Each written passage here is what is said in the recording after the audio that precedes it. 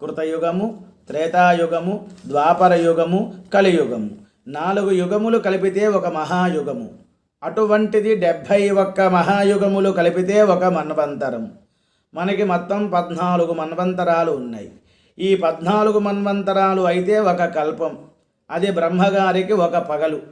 మనం ఇప్పుడు కూడా బ్రహ్మగారికి 100 సంవత్సరములలో ద్వితీయ పరార్థే శ్వేతవరాహ కల్పే వైవస్వత మన్వంతరే అని నిత్యము సంకల్పం చెబుతూ ఉంటాం. 14 మంది మనువులలో స్వయంభువు మనువు, స్వారోచిషుడు, ఉత్తముడు, తామసుడు, రైవతుడు, చాక్షుషుడు, వైవస్వతుడు. ఈ వైవస్వత మన్వంతరంలో మనం ఉన్నాం.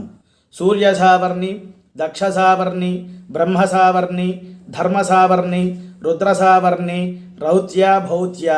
ఈ విధంగా 14 మనువులలో 8వ మన్వంతరానికి అధిపతి సూర్యసావర్ణి. అమ్మవారి యొక్క అనుగ్రహం